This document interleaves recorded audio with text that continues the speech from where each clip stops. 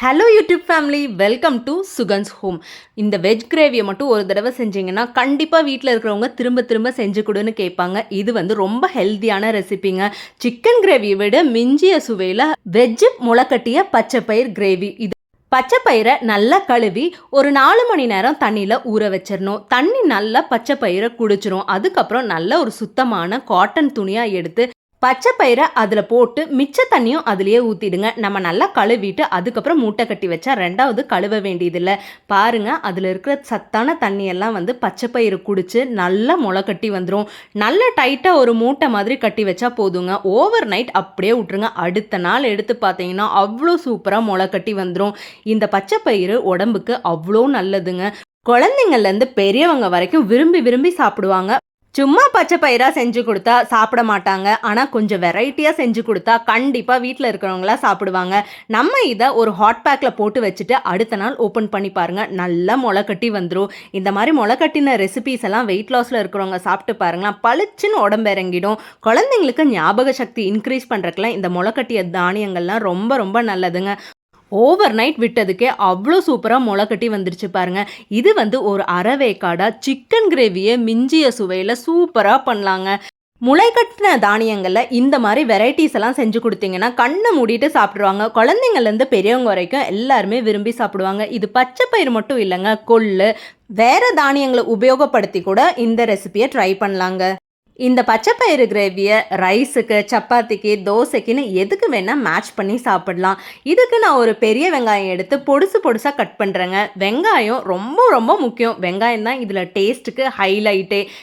கடாயில் எண்ணெய் சேர்த்தி தாளிப்புக்கு கடுகு, சீரகம் எல்லாமே போட்டு பொரிஞ்ச உடனே கேஸை லோ ஃப்ளேமில் வச்சு கடுகு ஜீரகம்லாம் பொரிஞ்ச உடனே மசாலாக்கு எல்லாம் ரெடி பண்ணால் சமையல் சூப்பர் டேஸ்ட்டாக இருக்கும். எப்போவுமே லோ ஃப்ளேமில் வச்சு நம்ம சமைக்கும் போது கேஸும் நமக்கு நிறைய மிச்சமாகி நமக்கு எச்சா 1-2 நாள் வரும். வெங்காயத்தை கொஞ்சம் அதிகமாகவே போட்டால் டேஸ்ட்டு சூப்பராக இருக்கும். நல்லா கண்ணாடி பதம் வர்ற வரைக்கும் நல்லா வதக்கிக்கணும்.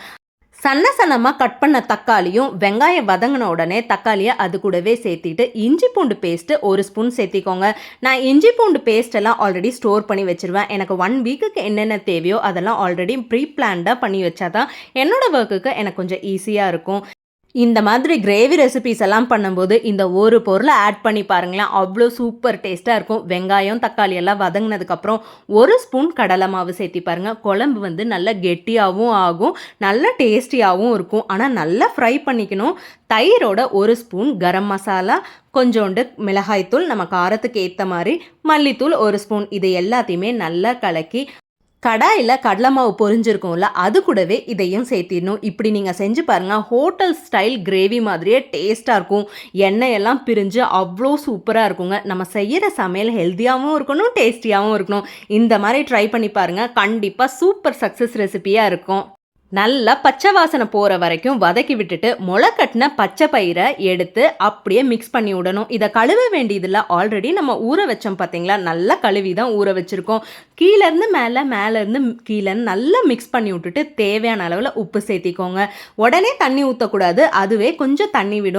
இந்த மாதிரி கிரேவியெல்லாம் ரொம்ப தண்ணியாகவும் இருக்கக்கூடாது, ரொம்ப கெட்டியாகவும் இருக்கக்கூடாது. கரெக்டான பதத்தில் இருந்தால் தாங்க டேஸ்ட்டு சூப்பராக இருக்கும். ரொம்ப கொலன்னு வேக வச்சிடாதீங்க, அதோட நியூட்ரிஷன் அப்படியே கம்மியாயிடும். முக்கால் வேக்காடாக இருக்கணும், அப்படி இருந்தால் தான் டேஸ்ட்டு சூப்பராக இருக்கும். நான் 1 டம்ளர் தண்ணி சேர்த்திருக்கேன். உங்களுக்கு அதிகமாக தேவைப்பட்டுச்சுன்னா தண்ணி மட்டும் கொஞ்சம் அதிகமாக சேர்த்திக்கோங்க. இப்போல்லாம் அடிக்கிற வெயிலில் கிச்சனில் நிற்கவே முடியல. எப்படா வேலையை முடிச்சுட்டு ஓடுவோன்னு இருக்கா, அவ்வளோ உப்புசமாக இருக்குங்க. இப்போ நல்லா வெந்துருச்சு பாருங்கள், சுட எடுத்து சாப்பிட்டு பாருங்கள், அவ்வளோ சூப்பராக இருக்கும். கடைசியாக அந்த கொத்தமல்லி போடும்போதே அந்த வாசனை சும்மா ஊரை தூக்குங்க. இந்த மாதிரி ஒரு தடவை ரெசிபி செஞ்சிங்கன்னா கண்டிப்பாக நீங்கள் திரும்ப செய்வீங்க. இது நான் ரைஸ் கூட சாப்பிட்றேன், சப்பாத்தி, தோசைன்னு எது கூட வேணால் இதை பேர் பண்ணலாம். ட்ரை பண்ணி பார்த்துட்டு வீடியோ எப்படி இருந்ததுன்னு கமெண்ட் செக்ஷனில் சொல்லுங்கள். இந்த வீடியோ உங்களுக்கு பிடிச்சிருந்தா லைக் பண்ணி உங்கள் ஃப்ரெண்ட்ஸ் அண்ட் ஃபேமிலி கூட ஷேர் பண்ணிக்கோங்க. ஜிம்முக்கு யாரோ போகிறவங்கன்னா கண்டிப்பாக இந்த ரெசிபியை ட்ரை பண்ணி பாருங்கள். இந்த கிரேவியை வாரத்தில் 1-2 தடவை வீட்டில் இருக்கிறவங்களுக்கு செஞ்சு கொடுத்து பாருங்கள், உடம்புல அவ்வளோ சக்தியாக இருக்குங்க.